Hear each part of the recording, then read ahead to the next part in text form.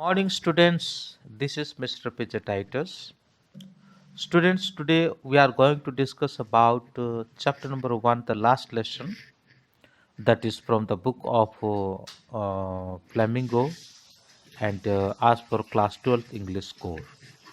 Already I made the explanation and a summary video, and today we are going to discuss about question answer of this chapter. Okay, so let's begin. And part one already uploaded question number 1 to 10. Okay, these are the most important question, and previous year it have come, and that is why it is we can believe that definitely this question may come this year. So actually, the question may not be same, but the sense of the question may be same. So that is why if you are preparing for your examination, just look this video, see this video and prepare yourself. So let's begin. Question number 1. What a thunderclap this word were me friends. Okay, what were this word and was their effect on friends? तो friends ऐसा क्या सुना जो उसको एक thunder clap की तरह महसूस हुआ। ओके, यही सेम क्वेश्चन को लगभग 4 स्टाइल से पूछा गया है। आप यहाँ पे देख सकते हैं, बड़े ध्यान से देखना। क्वेश्चन नंबर 11 का ऊपर का एक क्वेश्चन है, फिर उसके बाद है, फिर उसके बाद है, और ये है। इस तरह से करीब ये क्वेश्चन को 4 बार पूछा गया है और चारों स्टाइल से पूछा गया। इसलिए मैं कहा कि जो क्वेश्चन आप देख रहे हो वो एग्जैक्ट क्वेश्चन नहीं आएगी, पर क्वेश्चन का मतलब लगभग लगभग सेम होगा। तो आइए आंसर देखते हैं। M Hamel told his student that it was their last class last French lesson, as an order had come from Berlin that henceforth only German was to be taught in the school of Alsace and Lorraine. This announcement seemed to be a thunderclap to friends, as he was surprised and shocked on hearing them. यानी जैसे M Hemal announcement करते हैं कि ये उनकी last lesson है, ठीक है, ये उनकी लास्ट लेसन है, अब की बार इस जगह पे और फ्रेंच को नहीं पढ़ाया जाएगा और उसकी जगह पर जर्मन पढ़ाया जाएगा। यानी एम हेमल और पढ़ाने के लिए वहाँ नहीं होंगे, ठीक है, वहाँ नहीं होंगे। तो ये बात है जिससे फ्रेंच को सुनाई देता है। When French here that, that made him just like thunder clap. So next question, who were sitting on the back benches during MML's last lesson why? So ये क्वेश्चन को भी करीब 3 प्रकार से 3 बार पूछे गए हैं। मतलब 2014 में उसको इस प्रकार से पूछा गया, ठीक है, दिल्ली में, और क्वेश्चन चेंज होकर के डिफरेंट स्टाइल में आया है। तो आपको ये पता दूँ कि जैसे हेमल वहाँ पे पहुँच गया क्लासरूम में, तब उसने देखा कि कुछ एल्डर लोग वहाँ पे बैठे हुए थे और वो देख करके चौंक गया कि भाई ये सब आज पहली बार क्यों यहाँ पे आकर के बैठे हैं। तो वही answer, some of the elderly people from the village were sitting on the back benches during M. Hammel's last lesson. These villagers had come there to attend his last lesson, as it was their way of paying respect to the master who had given 40 years of faithful service to the school. गांव के जो बुजुर्ग लोग थे और वो आए थे वहाँ पे, और वो आकर के पीछे बैठे थे। उनका आने का एक ही मात्र उद्देश्य था कि भाई जो व्यक्ति 40 साल तक उसी गांव में सेवा दिया है उसको तो कम से कम रेस्पेक्ट देना उनका फर्ज बनता है, ठीक है। Why does M Hamel reproaches himself for his student unsatisfactory progress in studies.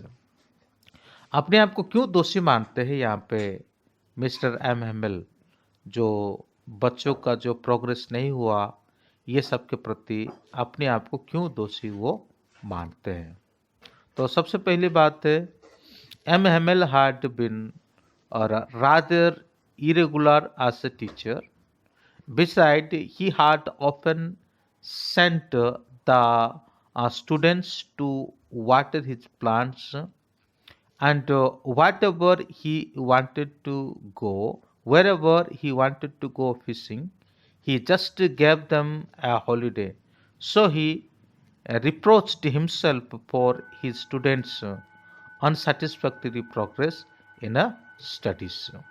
अपने अनसेटिस्फैक्शन मतलब वो ये है कि जैसे वो यहाँ पे कहते हैं, क्या कहते हैं कि जैसे वो कहते हैं कि बच्चों ने जब उनको छुट्टी मांगा तब उन्होंने दे दिया, बच्चे फिशिंग करने चले गए कभी कभी, और स्कूल का जो पेड़ पौधे हैं उनको पानी वानी डालने के लिए, और वो भी बच्चों को प्रेरित करने लगे, है ना।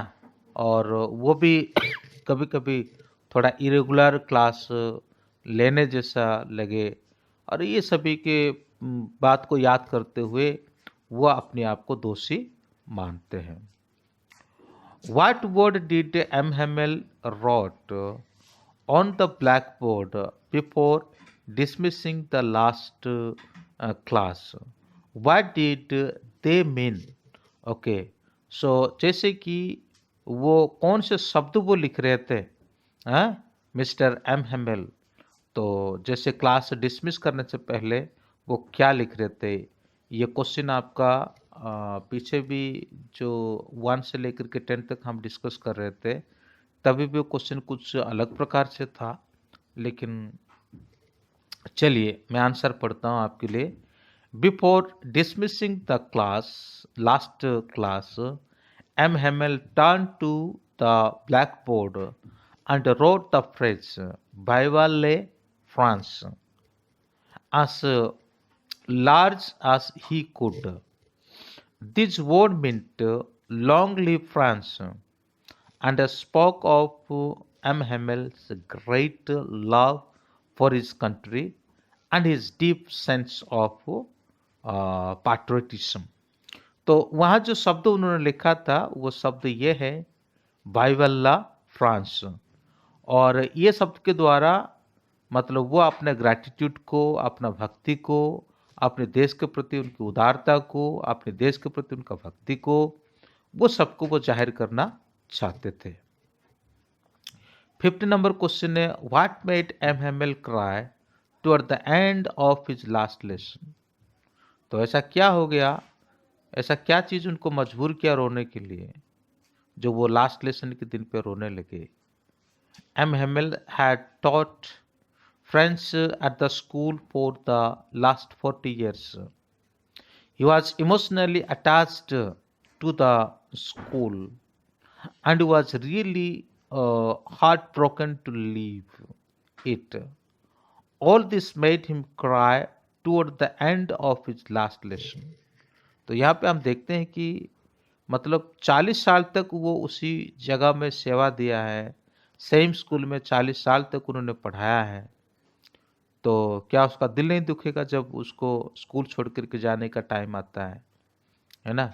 हमारा यदि किसी के साथ 2-3 साल का दोस्ती है और विदा लेने का टाइम आता है तो हम कितने दुखी हो जाते हैं, तो भला ये क्यों नहीं होते? Okay, What did MML tell them about the French language? What did he ask them to do and why? MML students को क्या कहा? तो ये 16 नंबर क्वेश्चन में हम इसको देखते हैं।